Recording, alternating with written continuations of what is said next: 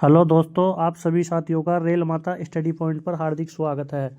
दोस्तों, आप सभी को रेल माता स्टडी पॉइंट की तरफ से आरआरबी टेक्नीशियन 2024 के एग्ज़ाम में पूछे गए बेहतरीन 8वें पेपर के मैथ के बेहतरीन क्वेश्चन में आपको हल करवाने जा रहा हूं। और जो सभी रेलवे की जो आगामी एग्ज़ाम है उनमें सभी में इम्पोर्टेंट है। जेई की मेंस एग्ज़ाम हो, चाहे ड्राइवर की मेंस एग्ज़ाम हो, चाहे एनटीपीसी हो, चाहे आने वाली ग्रुप डी आ गई जो 32,438 पोस्ट आई है उनकी ग्रुप डी की एग्ज़ाम, उन सभी के लिए महत्वपूर्ण है। तो आइए दोस्तों, अपन पहले क्वेश्चन की तरफ चलते हैं। पहला क्वेश्चन है कि 10 संख्याओं का औसत 7 है। यदि प्रत्येक संख्या को 12 से गुणा कर दिया जाए तो संख्याओं के नए समुच्चय का औसत क्या होगा। तो देखिए, 10 संख्याएं हैं, 10 संख्याओं का औसत कितना है इसका, 10 संख्याओं का औसत 7 दे रखा है। ठीक है, अब यदि प्रत्येक संख्या को, मान लो पहली संख्या है, दूसरी संख्या है, तीसरी संख्या है, इन सभी को 12 से 12 से और 12 से ऐसे सभी को 12 12 से करते जाए तो क्या होगा, इस 7 का भी कितना गुना हो जाएगा, 12 गुना हो जाएगा। इस 7 का भी कितना, 12, इस 7 का भी कितना, 12। तो ऐसे कितना फाइनल क्या आ जाएगा कि 7 का भी क्या, 12 गुना हो जाएगा। जो औसत दे रखा है उसका भी कितना गुना कर दो। अगर प्रत्येक संख्या को एक ही नंबर से मल्टीप्लाई किया जा रहा है तो औसत को भी उसी संख्या से मल्टीप्लाई कर दो। तो 7 औसत है, इसको 12 से मल्टीप्लाई किया जाता है तो कितना आता है आंसर, 84। तो ऑप्शन सी अपना राइट आंसर है। अगले क्वेश्चन की तरफ चलते हैं। अगला क्वेश्चन है कि यदि a प्लस 1/a बराबर 4 है तो a square plus 1/a square क्या होगा। तो देखिए, ये फॉर्मूला है बीजगणित का, क्या है, a प्लस 1/a बराबर k है। तो a square plus 1/a square क्या होगा, k square minus 2, k square minus 2। तो इसका वैल्यू कितनी आ जाएगी, 4 का स्क्वायर माइनस 2, तो 16 माइनस 2 कितना हो गया, 14। आंसर 14। ऑप्शन बी अपना राइट आंसर है। आगे चलते हैं। अगला क्वेश्चन कह रहा है कि 1 के 45% के 30% का 25% किसके बराबर होगा। यदि ये 1 है, 1 का 45%, 1 का कितना 45%, उसका भी कितना 30%, 3/10 30%, और उसका 25%, 25% मतलब 25/100 यानी कि 1/4 डायरेक्ट रखते हैं, 1/4 3/10। ठीक है, और 5 को इसको काट दो, 9/20 कितने आ गए, 9 27, कितने आ रहे हैं, 9 × 3 किया जाता है तो 27, 27/800, 27/800। 27 को 8 से भाग देते हैं तो कितने आते हैं, 27 को 8 से भाग देते हैं तो 3.375, 3.375 आते हैं। ठीक है, अब बटे में 100 का और भाग लगा दो तो कितना आ जाएगा, 100 का इसमें डिवाइड करो, 100 का इसमें क्या करो, डिवाइड करो 100 का, तो कितना आएगा, 2 अंक छोड़ के दशमलव लगेगी तो 0.0337। Option number D is right answer. अगले क्वेश्चन की तरफ चलते हैं। अगला क्वेश्चन है कि प्रथम 10 अभाज्य संख्याओं का योग ज्ञात कीजिए। तो पहली अभाज्य संख्या कितनी, कौन सी है, 2, 2 के बाद में 3, 3 के बाद में 5, 5 के बाद में कौन सी, 7, 7 के बाद में 11, 11 के बाद में 13, 13 के बाद में 17, 17 के बाद में 19, 19 के बाद में कौन सी आती है, 23, और 23 के बाद में कौन सी आती है, 29। कौन कितनी होगी, 10 होगी ना, 1 2 3 4 5 6 7 8 9 10। इन सभी का योग जोड़ लो, इनको सभी को, कितना आ गया, 129। Option D. अगले क्वेश्चन की तरफ चलते हैं। अगला क्वेश्चन है कि रोडानी ने अर्धवार्षिक रूप से संयोजित 8% वार्षिक चक्रवृद्धि ब्याज की दर से, वार्षिक दर कितनी है, 8%, और क्वेश्चन में पूछ रहा क्या है, अर्धवार्षिक की दर से 1 वर्ष के लिए 15,000 रुपये का निवेश करता है तो उसे प्राप्त होने वाली धनराशि कितनी है। तो भैया 8%, पहले तो इसकी क्या होगी, दर, तो दर आदि, अपन पहले बोलते थे कि समय अर्धवार्षिक दे दिया जाता है तो दर आदि और समय को दुगुना कर दिया जाता है। लेकिन वो होता कैसे है, ये देखिए, देखिए कैसे होता है कि 8% यहाँ कितने महीने की दे रखी है, 12 महीने की दे रखी है, तो 6 महीने की कितनी होगी, 6 महीने की कितनी होगी, 4%, 6 महीने की कितनी होगी, 4%। ये ऐसे होती है दर आदि। ठीक है, तो यहाँ से दर कितनी आ गई, रेट कितनी आ गई 4%। और समय 6 महीने के, 1 साल का समय दिया गया है, उसमें अब अर्धवार्षिक के तौर पे ब्याज देगा तो 6 महीने की कितनी साइकिल बनेगी, एक वर्ष में कितने महीने होते हैं, 12 महीने होते हैं। अब जब इसको 6 माह और 6 माह जब दिया जाता है तो कितनी साइकिल बन गई है, 2 साइकिल बन गई ना, 2 साइकिल बन गई ना। तो इस वजह से इसको क्या किया जाता है, 6 महीने की 2 साइकिल बन जाती है ना, तो इसको समय को दुगुना किया जाता है। तो देखिए अब अपनी रेट आ गई 4%, समय आ गया 1 साल मतलब दुगुना। तो 4% की दर से दुगुना का हिसाब से 2 साल मान लेते हैं ना, 6 महीने की 2 साइकिल है ना, तो 4% 6 महीने का ब्याज, फिर 4% 6 महीने का बाद ब्याज, फिर 4 × 4/100। ठीक है, चक्रवर्ती ब्याज है इसलिए। तो कितना हो गया है 8.16%, 8.16%। अब क्या ज्ञात करना है अपने को, 15,000 रुपये का 8.16% अपने को निकालना है। तो दोस्तों 15,000 का 8.16% निकाल लो। ये 10 हटाओगे तो नीचे और जीरो लग जाएगी, तो इस 3 जीरो से ये 3 जीरो कट गई।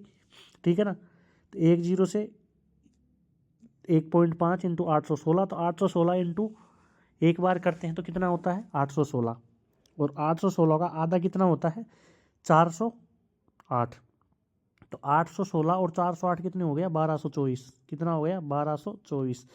तो पूरा पूछ रहा है उसे प्राप्त होने वाली धनराशि कितनी है, प्लस में इसमें क्या जोड़ दो 15,000 इसमें ऐड कर दो, 15,000 इसमें ऐड कर दो, तो कितना आ गया ऑप्शन बी 16,224। ठीक है दोस्तों, अगले क्वेश्चन की तरफ चलते हैं प्यारे साथियों।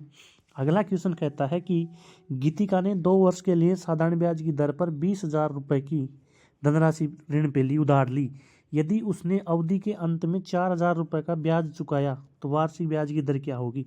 भैया साधारण ब्याज में समान ब्याज लगता है प्रत्येक साल क्या लगता है समान ब्याज लगता है।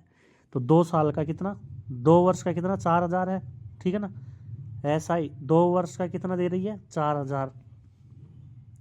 तो 1 वर्ष का कितना होता है, 1 वर्ष का कितना होता है 2,000। तो 2,000 रुपये ब्याज का कितने रुपए पर 20,000 रुपये पर, 20,000 रुपये पर, 20,000 रुपये पर कितने % की दर से, तो 00 से 00, इस 00 से 00, 20 से इसको काट दिया, तो 10% की क्या है यहाँ पे रेट है। 10% की रेट से 20,000 रुपये के 2 वर्ष का ब्याज कितना बनता है 4,000 रुपये बनता है। अगले क्वेश्चन की तरफ चलते हैं कि समांतर रेखाओं का एक युग्म किसी तिर्यक छेदी रेखा द्वारा, 2 समांतर रेखाएं हैं। ठीक है, इस प्रकार प्रतिच्छेद किया जाता है, तिर्यक रेखा के द्वारा इस प्रकार प्रतिच्छेद किया जाता है कि कोण 1 और कोण 2 तिर्यक छेदी रेखा के एक ही तरफ अंतः कोण होते हैं, एक ही तरफ अंतः कोण होते हैं। कोण 1 कोण 2, इन दोनों का योग कितना होना चाहिए 180 डिग्री होना चाहिए। तो एम कोण 1 कितना दे रखा है 125, तो इसकी वैल्यू कितनी दे रखी है 125 डिग्री दे रखी है। दोनों का योग कितना होना चाहिए 180 होना चाहिए। तो ये कितने डिग्री का हो जाएगा 180 - 125 कितना 55 डिग्री का हो जाएगा। अगले क्वेश्चन की तरफ चलते हैं। अगला क्वेश्चन कह रहा है कि उस गोले का आयतन ज्ञात कीजिए जिसका व्यास 6 सेंटीमीटर है। यदि डायोमीटर 6 सेंटीमीटर है तो रेडियस कितनी हो जाएगी उसकी 3 सेंटीमीटर। गोले का आयतन का फॉर्मूला क्या होता है 4/3 πr³। ठीक है, तो 4/3 पाई और 3 का क्यूब कितना हो गया 27, 3 से इसको काट दिया 9, 9 चौक 36 पाई। अपना आंसर क्या आ गया 36 पाई सेंटीमीटर क्यूब। अगले क्वेश्चन की तरफ चलते हैं। अगला क्वेश्चन है कि 72 किलोमीटर पर आवर की चाल से चल रही 200 मीटर लंबी एक रेलगाड़ी उसी दिशा में 36 किलोमीटर की चाल से चल रही 300 मीटर लंबी एक दूसरी रेलगाड़ी को पूरी तरह पार करने में कितना समय लेगा। जब दोनों रेलगाड़ी एक ही दिशा में चल रही है तो क्या होती है स्पीड माइनस हो जाती है। ठीक है ना, अब इसको क्या करोगे 200, कुल दूरी कितनी होगी 200 + 300 500 हो गई। अब स्पीड माइनस करोगे 72 है 36, 72 और 36 है, तो 72 में से 36 गया तो 36, और इसको मीटर पर सेकंड में बदलने के लिए 5/18, 18 दूना 36, 5 दूनी 10, तो ऊपर कितने आ गया 500/10। आंसर कितना आ गया 50 सेकंड, 50 सेकंड, ऑप्शन डी। अगले क्वेश्चन की तरफ चलते हैं। अगला क्वेश्चन है कि एक महिला की आयु उसके पुत्र की आयु की 4 गुनी है। ये तो क्या है, महिला, ये है महिला, और ये उसकी क्या है, डॉटर है। महिला उसकी पुत्री की 4 गुनी है, ठीक है। 6 वर्ष बाद में, 6 साल बाद में, 6 साल बाद में दोनों की बढ़ेगी तो महिला की आयु पुत्री की आयु से 3 गुनी होगी। यदि ये अब ये कितनी गुनी होगी, 3 गुनी होगी, तो दोनों को बराबर करने के लिए 3 से गुणा किसको करेंगे, बेटी को करेंगे। भाई महिला तो 3 गुनी होगी, अब बराबर करने के लिए तो बेटी को 3 से गुणा करेंगे ना, तो उनकी वर्तमान आयु निकालिए। तो 4x + 6 बराबर 3x + 18। तो 4 में से उधर गया x, तो x बराबर कितना आ गया, 12। x बराबर कितना आ गया, 12, ठीक है। तो बार अभी कितनी थी महिला और उसकी पुत्री की आयु, महिला और डॉटर की आयु कितनी थी, 4x थी, और ये x थी 5x। इन दोनों का योग कितना, 5x। x की वैल्यू कितनी है, 12। 5x बराबर कितनी आ गया, 60 वर्ष। आंसर कितना आ गया, ऑप्शन ए 60 साल। अगले क्वेश्चन की तरफ चलते हैं कि नल एस एक टंकी को 2 घंटे में बढ़ता है। नल एस एक टंकी को 2 हावर में बढ़ता है। टी उसी टंकी को 3 हावर में बढ़ता है। टी उसी टंकी को 3 हावर में बढ़ता है।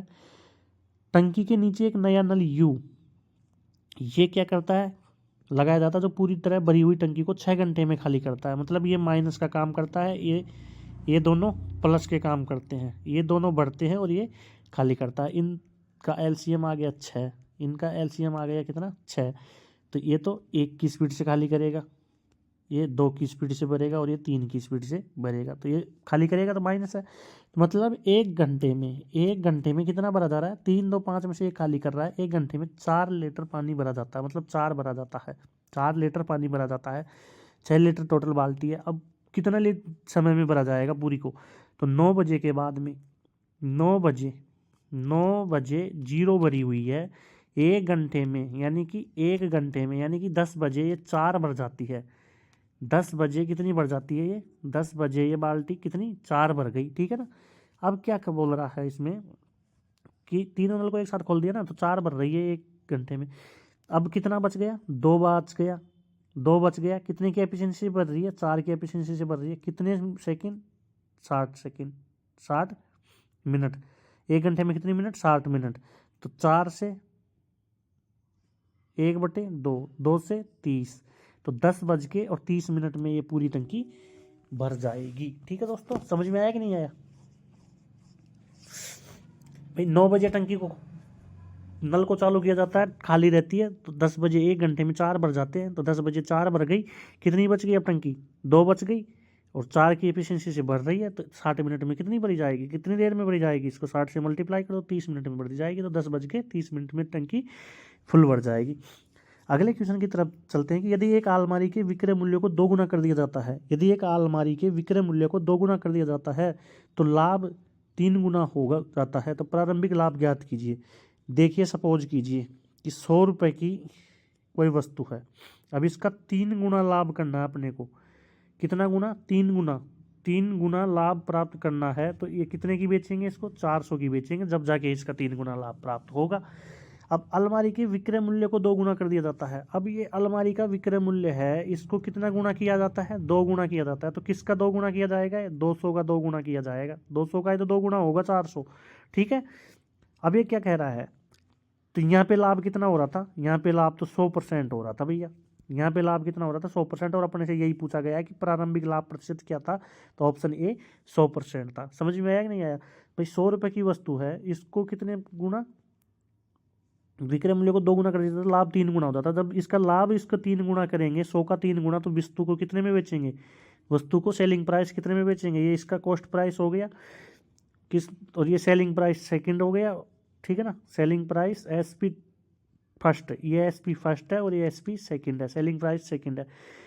तो 100 रुपये की वस्तु को जब 300 का लाभ कमाएंगे तो 400 में बेचेंगे, ठीक है ना। अब 400 में बेच रहे हैं, तो पहले इसके आधे में ही बेच रहे थे, तो कितने में, 200 में बेच रहे थे। तो इसका मतलब 100 में खरीद के 200 में बेच रहे थे, तो 100% का लाभ हो रहा था। अगले क्वेश्चन की तरफ चलते हैं। अगला क्वेश्चन कह रहा है कि 1248 और 2456 का HCF ज्ञात कीजिए। तो इन सभी संख्याओं का भाग देके देखिए इन दोनों में कौन सी संख्या का भाग जाता है, ठीक है ना। या तो इस तरीके से करो या फिर इस तरीके से करो कि 2456 में भाग मेथड विधि 1248 का भाग दो कितनी बार जाता है, तो एक बार जाता है। फिर उस संख्या में उसका भाग दो, तो इसकी बजाय इसमें ऐसे भाग देने की बजाय तो इनमें भाग दे के देख लो 14 का भाग जा रहा है क्या,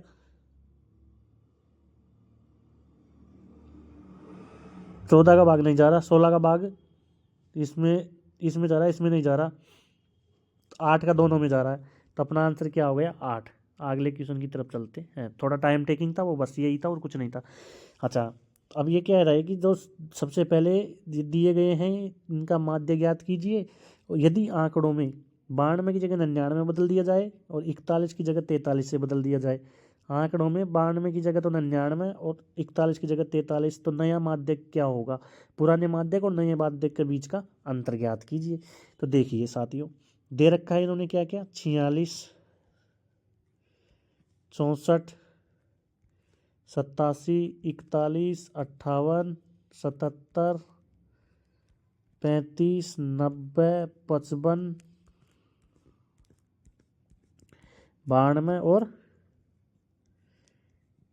33, ये इन्होंने आंकड़े दे रखे हैं। ठीक है, अब माध्यक की क्या होती है, माध्यक मतलब माध्यिका मीडियन, माध्यक मतलब माध्यिका मीडियन क्या होती है, इनको आरोही क्रम में यानी कि बढ़ते हुए क्रम में रखना है, इनको बढ़ते हुए क्रम में रखना है, बढ़ते क्रम में रखना है। पहले तो इनको बढ़ते क्रम में रखना है। टोटल कितने हैं, 11 है, 5 इधर छोड़ देना, 5 इधर छोड़ देना, और जो बीच की आएगी छठवां पद वही इनकी क्या होगी, माध्यिका होगी। तो देखिए अपन करते हैं देखो, आइए मैंने क्या बोला कि इनको आरोही क्रम में लिखिए, यानी कि बढ़ते हुए क्रम में लिखनी है। तो सबसे छोटी अपने को क्या दे दी है, 33, 33 के बाद में क्या है यहाँ पे 35, 35 के बाद में 41, 41 के बाद में 46, 41 के बाद में दोस्तों 46, और 46 के बाद में क्या है 55, और 55 के बाद में क्या है 58, 55 के बाद में क्या है 58 है। ठीक है, अब आपको एक बात बताता हूँ मैं, क्या, अब बाकी का कितने हैं, टोटल कितने हैं 11 है, तो अपने को तो छठे पद से ही तो मतलब है ना, अपने को तो कौन से पद से मतलब है, छठवें पद से मतलब है, अपने को तो छठवें पद से मतलब है। तो 2 2 4 5 छठवां पद 58, माध्यिका कितनी आ गई 58। अब एक बात बताइए कि इसके बाद में जो जो भी है 92 है उसकी जगह 99 जोड़ो जाए, या 41 की जगह या 43 लिख दो, तो अपने क्या फ़र्क पड़ रहा है इसमें, कोई फ़र्क पड़ रहा है क्या, कोई फ़र्क पड़ रहा है क्या, ये संख्या यहाँ की जगह दूसरी जगह चेंज थोड़ी ना हो रही है कि इसकी जगह 58 आ गया, 58 से बड़ी कुछ और हो गई तो वो इसकी माध्यिका होगी, ऐसा कुछ हो नहीं रहा। तो इसलिए पहले भी 58 थी, आज भी 58 है, दोनों का अंतर कितना आ गया 0, तो अपना आंसर 0। अगले क्वेश्चन की तरफ चलते हैं। यदि tan theta plus cot theta बराबर 21 है तो 6 tan थीटा का स्क्वायर प्लस कोट थीटा का स्क्वायर क्या होगा। तो tan theta plus cot theta, tan theta क्या होता है sin थीटा अपन कोस थीटा, और उधर क्या होता है कोस थीटा अपन sin थीटा। ठीक है ना, इसका 21 है, तो क्या किया जाएगा इससे 6 into tan square theta plus coat square theta minus 2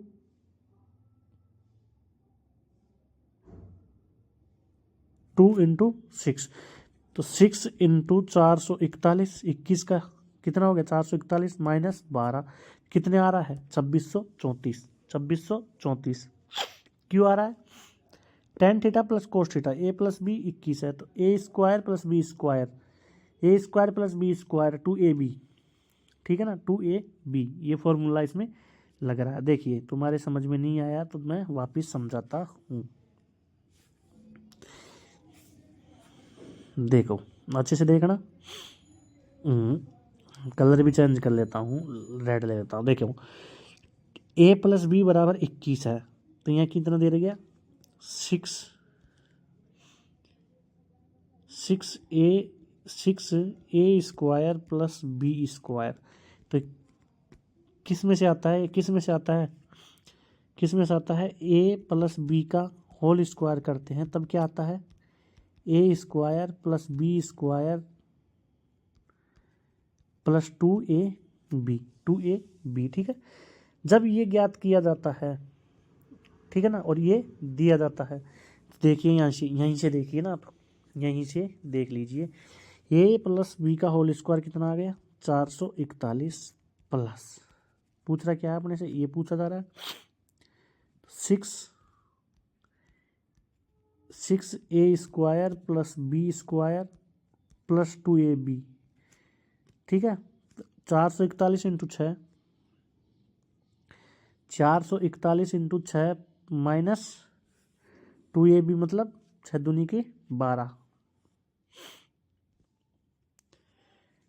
6 into 441 minus 12, सीधा सीधा फंडा है 2634 इसका राइट आंसर है। अगले क्वेश्चन की तरफ चलते हैं।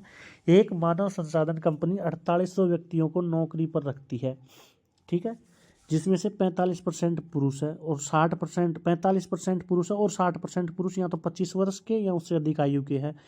उस मानव संसाधन कंपनी में काम कर रहे कितने पुरुष 25 वर्ष से कम आयु के हैं। तो देखिए टोटल कितने काम कर रहे हैं 4800 का 45% क्या है पुरुष है, 45% मतलब 9/20 आदमी क्या है वहाँ पे पुरुष है। उनमें भी 60% तो 25 से ऊपर है, 40% 25 से कम है, तो 2/5। यही तो पूछ रहा है अपने से, यही तो पूछ रहा है अपने से। 20 पंजे 100, 100 से 00 काट दो, 48 इंटू 18 कर दो, अपना राइट आंसर कितना आ गया 18 अंटे 144 का 4 आसल की 14, 18 चौक 72 और 14 86, 864 इज राइट आंसर। भाई 4800 टोटल है, उसका 45% पुरुष है और उस पुरुषों का भी 40% 25 से कम आयु के है। यही अपने से पूछा गया था क्वेश्चन में। एक दुकानदार 7% और 2% की क्रमिक छूटें प्रदान करता है, तो एकल छूट कितनी होगी। तो एकल छूट -7% -2% minus minus plus 7 into 2/100, plus minus आता है यहाँ पे, तो यहाँ पे माइनस और यहाँ पे भी माइनस, तो ये क्या आ जाएगा प्लस हो जाएगा, माइनस कट जाएगा, ठीक है ना, माइनस माइनस प्लस हो गया। तो माइनस के कितने 9 और यहाँ प्लस के कितने 0.14, तो कितने हो जाएंगे 8.86%। ठीक है दोस्तों, ऑप्शन बी। अगले क्वेश्चन की तरफ चलते हैं। अगला क्वेश्चन कह रहा है यदि एक धनराशि में ABCD के बीच में 4:7:9:3 के अनुपात में वितरित किया जाता है, यदि C को D से 720, C का और D का, C को 9 मिल रहा है, D को 3 मिल रहा है, इनका अंतर 6 है, 6 बराबर 720 दे रखा है, एक की वैल्यू कितनी दे रही है 120। तो पूछ रहा क्या है ए का हिस्सा ज्ञात कीजिए। ए की वैल्यू कितनी है 4, 4 को 120 से गुणा कर दो, 480 आ गई आंसर, ऑप्शन बी। अगले क्वेश्चन की तरफ चलते हैं कि देखिए 3/7 बराबर x बटे माइनस का 35, 7 5 35 और 5 3 15, तो x की वैल्यू कितनी आ गई यहाँ पे माइनस के 15, ऑप्शन ए। अगले क्वेश्चन की तरफ चलते हैं। अगला क्वेश्चन है दो संख्याओं का योग 45 है, a प्लस बी कितनी है 45, a प्लस बी 45 है और a माइनस बी कितनी है 19 है। देखिए जोड़ दो, b से b कट गया, 2a बराबर कितने आ गया 64, तो a की वैल्यू कितनी आ गई 32, तो यहाँ से b की वैल्यू कितनी आ जाएगी भैया 13, option A is right answer. अगले क्वेश्चन की तरफ चलते हैं। अगला क्वेश्चन है कि यदि 63 चॉकलेट को ए और बी में 4:5 के रेशियो में बांटी जाती है, 4 5 9 9 बराबर 63, एक की वैल्यू कितनी आ गई 7। पूछ रहा क्या है बी की, ये तो ए है ये बी है, बी की कितनी से मल्टीप्लाई कर दो 7 से, 7 पंजो 35, option B is right answer. अगले क्वेश्चन की तरफ चलते हैं। अगला क्वेश्चन कह रहा है कि एक ठोस रबड़ के गोले का भार 6 किलो है, जबकि इसका व्यास 6 सेंटीमीटर है। व्यास 6 सेंटीमीटर है तो त्रिज्या कितनी होगी 3 सेंटीमीटर, और उसी सामग्री को उपयोग करके एक खोखला बेलन बनाया जाता है जिसका बाहरी व्यास 18 है और आंतरिक व्यास 12 सेंटीमीटर, तो इसका बाहर ज्ञात कीजिए। 6 किलो का है जिसका 6 सेंटीमीटर है, तो पिघलाकर बनाया जा रहा है या कुछ भी करके बनाया जा रहा है, लेकिन इससे एक चीज़ से दूसरी चीज़ बनाई जा रही है, तो क्या करते हैं हम, आयतन बराबर करते हैं। तो गोलों का आयतन कितना होता है, 4/3 पाई आर क्यूब, 4/3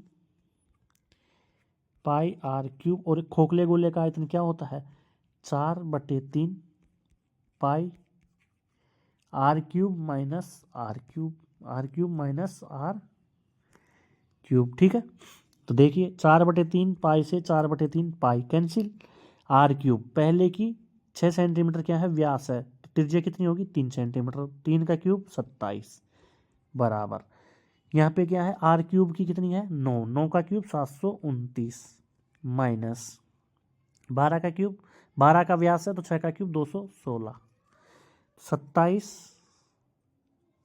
27 बराबर 513।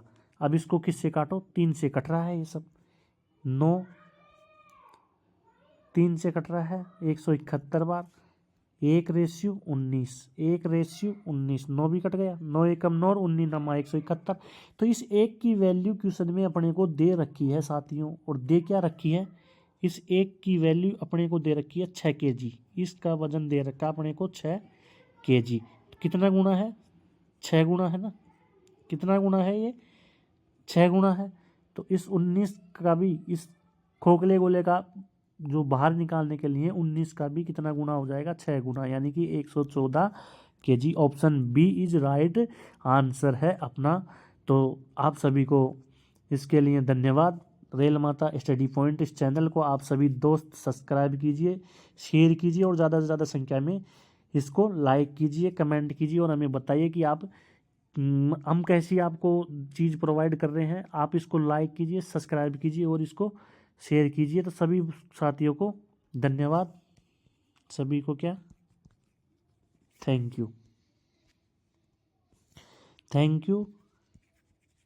प्लीज़ सब्सक्राइब ज़रूर करो। Thank you to all of you, to all of you. ठीक है ना, अभी फरवरी का महीना चल रहा है, तो आप कहीं इस Valentine day, kiss day, chocolate day, teddy day में के चक्करों में रह जाओ, इन चक्करों में नहीं रहना मेरे प्यारे साथियों। आप सभी को ठीक है ना, पढ़ाई करते रहिए। ग्रुप डी की वैकेंसी है ही, ग्रुप डी की वैकेंसी है ही, फॉर्म फिलअप हो रहे हैं, 22 तारीख लास्ट डेट है। ठीक है ना, और सब अपनी मेहनत करो। आगे एनटीपीसी की एग्ज़ाम है ही, आरपीएफ की एग्ज़ाम है ही 2 मार्च से, कब से, 2 मार्च से। तो इसलिए अपना समय इस फरवरी के फालतू के डेज में बर्बाद ना करके, proposal day, kiss day, chocolate day, teddy day, beer day, क्या क्या पता नहीं क्या क्या डे हैं, तो इनमें बर्बाद ना करें और अपनी पढ़ाई को निरंतर रखें। चैनल को सब्सक्राइब कीजिए। धन्यवाद सभी को, thank you, love you, take care, bye bye.